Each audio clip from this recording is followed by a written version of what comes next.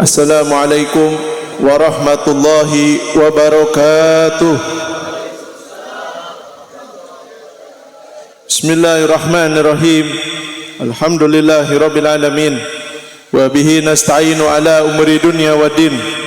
Wassalatu wassalamu ala sayyidil mursalin sayyidina wa habibina wa syafiina wa maulana Muhammadin wa ala alihi wa sahbihi madamati ayyam wa syuhuri wa sinin, amma ba'd. Ila hadratil mukarramin wal muhtaramin, para alim ulama, para kiai, para habaib, wabil khusus guru kita Al-Walid Al-Habib Ahmad Fahmi bin Abu Bakar Al-Idrus. Kita doakan agar Allah Ta'ala panjangkan umur beliau dalam keadaan walafiah, agar segala hajat beliau dikabulkan oleh Allah Ta'ala, dan mudah-mudahan kita bisa menerima ilmu dan mengamalkan apa yang telah beliau sampaikan. Amin ya Allah ya Rabbal alamin. Dan juga tidak lupa guru kita selaku daripada ketua majelis dakwah Al-Adni kita Ustaz Muhammad, dan juga wakil ketua yaitu Ustaz Hendi, dan juga sahibul bait yaitu Ustaz Irwan Sa'adullah, yang mana beliau sudah membangun daripada Mahadul Islam Nurul Adni. Kita doakan mudah-mudahan Allah Ta'ala lancarkan daripada usaha beliau, Allah Ta'ala lancarkan cita-cita beliau, dan mudah-mudahan Allah Ta'ala jadikan santri-santri yang berani dan juga yang mengamalkan daripada ilmunya. Amin ya Allah ya Rabbal alamin. Dan juga tidak lupa segenap para asatid daripada Majlis Dakwah Al-Adni dari Cikarang, dari Sukabumi, dan juga dari Parung, dan juga segenap para wilayah daripada cabang-cabang Majlis Dakwah Al-Adni. Kita doakan mudah-mudahan semuanya panjang umur walafiah. Amin ya Rabbal alamin. Hadirin wal hadirat yang dirahmati oleh Allah Ta'ala, semua yang tadi kita dengarkan daripada guru-guru kita tidak lain tidak bukan mengajak kita agar lebih dekat kepada Nabi besar Muhammad sallallahu alaihi wasallam. Sebab dengan kedekatan inilah seorang hamba akan menjadi sampai terhadap ridhonya Allah Subhanahu wa taala. Sebab dikatakan apa? Wa la wasilah illallah illa biwasitati Rasul sallallahu alaihi wasallam. Tidak akan sampai seorang manusia, tidak akan sampai seorang hamba kepada ridhonya Allah, kepada Allah Subhanahu wa taala, kecuali biwasitati Rasul sallallahu alaihi wasallam, dengan perantara, dengan dipegangnya tangan kita oleh baginda Nabi Muhammad sallallahu alaihi wasallam. Maksudnya apa? Dengan kita dituntun dengan ajaran serta syariat, dengan sunnah yang diajarkan oleh Nabi Muhammad sallallahu alaihi wasallam, maka kita akan sampai kemana? Ke dalam ampunan Allah, di dalam keridhaan Allah. Kita akan sampai kemana? Ke dalam apa yang diharapkan oleh Allah Subhanahu wa ta'ala. Oleh karena saudara hadirin wal hadirat yang dirahmati oleh Allah Ta'ala, sebab tanpa jalan menuju Nabi Muhammad SAW kita nggak akan sampai kepada Allah Subhanahu wa ta'ala. Maka di sini, maka dari mana kita akan menemukan jalannya Nabi Muhammad SAW kecuali dengan mengikuti salafun salihin. Siapa mereka salafun salihin? Mereka adalah orang-orang saleh, mereka adalah kaum salihin terdahulu, mereka adalah para ulama, para habaib, para imam, para syekh, yang mana mereka semua tidak menjalankan sesuatu kecuali atas apa yang diajarkan oleh baginda Nabi Muhammad sallallahu alaihi wasallam. Maka kita bersyukur, kita membaca ratibnya, kita mendengarkan daripada ucapan-ucapan orang-orang soleh, daripada para alim ulama terdahulu, daripada salafun salihin. Ini akan menyampaikan kita, kalau kita dengarkan, kita resapi, kita amalkan, ini akan membuat kita lebih dekat dengan Nabi Muhammad sallallahu alaihi wasallam. Oleh karena saudara hadirin wal hadirat yang dirahmati oleh Allah Ta'ala, sebab apa? Adanya orang soleh, ditulisnya daripada manakib-manakibnya orang soleh, ditulisnya daripada sejarah-sejarah para salafun salihin ini untuk apa? Untuk menambahkan semangat kita, dan juga agar menjadi bahan referensi baru kita, agar kita lebih giat di dalam beribadah.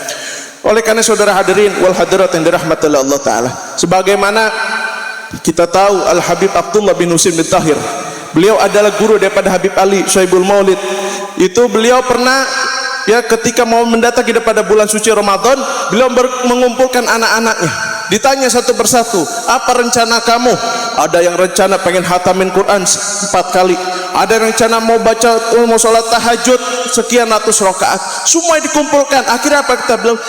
Apakah di antara kalian ini ada yang mau menjual waktunya 1 jam aja buat abah? Kenapa? Karena beliau di luar bulan suci Ramadan waktunya sudah penuh dengan ibadah, ya baca Quran, ya baca sholawat, ya baca wirid, ya dengan sholat tahajud, ya dengan sholat duhanya, dengan sedekahnya, dengan amaliyahnya, sudah penuh waktunya, sehingga ketika mau datang bulan suci Ramadan, mau ditambah amalnya, sudah nggak punya waktu lagi. Inilah yang harus kita perhatikan. Oleh karena saudara hadirin wal hadirat yang dirahmati Allah Ta'ala, beliau memiliki daripada waktu 24 jam dipakai untuk ibadah, sedangkan kita punya waktu jauh lebih banyak daripada beliau, tapi nggak kita gunakan untuk ibadah. Kita jauh dengan orang-orang soleh. Oleh karena saudara hadirin wal hadirat yang dirahmati Allah Ta'ala, maka setiap waktu yang tidak digunakan untuk ketaatan atau tidak digunakan untuk kemaslahatan daripada urusan agamanya atau urusan duniawinya, fawaqtu khasarah, maka waktunya akan sia-sia, naudzubillah min, terbuang sia-sia. Padahal kata Imam Ghazali apa? Nafasuka rasumaluka, nafasmu ini adalah modal utama kamu. Kalau kamu mau masuk surga, gunakan nafasmu untuk ibadah, gunakan nafasmu untuk mencari ridha Allah, untuk mengikuti Nabi Muhammad, maka kamu akan mendapatkan yaitu surganya Allah Subhanahu wa ta'ala. Padahal kita udah dikasih modal oleh Allah Subhanahu wa ta'ala. Oleh karena saudara hadirin wal hadirat yang dirahmati oleh Allah Ta'ala, Al Habib Ahmad bin Hasan Al-Attas, seorang wali besar, ya, guru daripada Habib Ali bin Muhammad Al-Habsyi Sahibul Maulid, beliau itu pernah mengatakan al-awqat salasa, waktu itu, yang namanya waktu, ya, buat manusia itu ada 3 macam. Yang pertama, waktun laka, yaitu apa? Waktu yang akan menjadi penyebab keberuntungannya kita, yang mana kalau waktu ini kita gunakan, itu akan menyebabkan kita masuk surganya Allah Subhanahu wa ta'ala. Yang kayak gimana? Alladzi ta'muruhu bidzikrillah wa da'wah ilallah wa intimthali awamirihi. Yang mana kalau kamu gunakan waktu itu untuk berzikir, ketika kamu gunakan waktunya itu untuk berzikir, untuk berdakwah kepada Allah, untuk melaksanakan daripada perintah-perintah Allah, maka kita akan beruntung. Nah, maka di sini kita bersyukur adanya ratib, kita bersyukur kita kenal ratib. Kenapa? Zikirnya Nabi Muhammad itu banyak, tapi disingkat, ya, disempurnakan oleh sahibul ratib, dipermudah, diringkas menjadi satu paket. Yang mana di dalam ratib al-idrus ada bacaan Al-Qur'annya, ada zikirnya, ada tasbih, ada tahlil, ada tahmidnya, semuanya lengkap, ditambah dengan sholawat, yang mana itu adalah sholawat Sayyidatina Fatimah Az-Zahra radhiyallahu ta'ala anha warda. Jadi kita dapetin semuanya dengan sekali kita baca ratib. Ini kalau kita baca ratib 1 kali, bagaimana kalau setiap habis sholat kita baca ratib? Itu jauh lebih baik untuk kita semua. Oleh karena saudara hadirin wal hadirat yang dirahmati Allah Ta'ala, wa da'wah ilallah, berdakwah yaitu mengajak orang untuk kembali kepada Allah. Kita nggak perlu bingung bagaimana saya dakwah. Saya bukan ustadz, saya bukan ulama, saya bukan santri, saya nggak pernah ngaji di pesantren. Lantas gimana? Cukup ajak teman kita atau orang kenalan kita datang ke majlis talim, itu udah bagian daripada dakwah. Kenapa? Menunjukkan orang ke tempat yang kebaikan, bagian daripada dakwah. Oleh karena saudara hadirin wal hadirat yang dirahmati Allah Ta'ala, kenapa? Karena dikatakan aktsiru minad dakwah, perbanyak daripada dakwah. Kenapa? Orang dakwah nggak ada ruginya, Pak. Orang dakwah nggak ada ruginya. Sekarang dia ucapan yang nggak didengar, mungkin lain waktu dia akan didengar. Mungkin, ya, ucapan sekarang nggak akan kepake, nggak didengar, tapi lain waktu bakal didengerin. Kalaupun nggak didengerin, ya, paling minimalnya itu di dalam sulbinya orang itu ada calon anak, yang mana kalau nanti dia lahir, dia akan mendengarkan daripada dakwah itu. Jadi yang namanya orang dakwah nggak ada yang rugi. Kenapa? Dakwah ini aqwa rukun.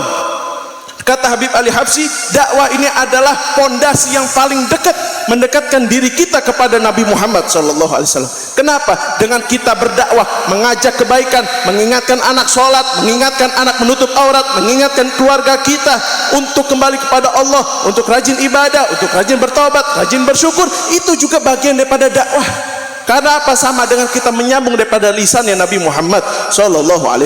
Tentu kita punya banyak andil daripada untuk perjuangan Nabi Muhammad SAW. Oleh karena saudara hadirin wal hadirat yang dirahmati oleh Allah Ta'ala, apalagi kalau kita membantu dakwah Nabi Muhammad lewat pondok pesantren, lewat Mahadul Islam, dengan mendidik anak-anak kita jauh lebih banyak daripada kita mendapatkan hasil yang besar daripada dakwah tersebut. Oleh karena saudara hadirin wal hadirat yang dirahmati oleh Allah Ta'ala, wa waktun alaik, yaitu apa? Waktu yang bisa menyebabkan kamu masuk ke dalam api neraka, bukan yang menjadikan kita masuk surga, tapi menyebabkan masuk ke dalam api neraka. Apa itu?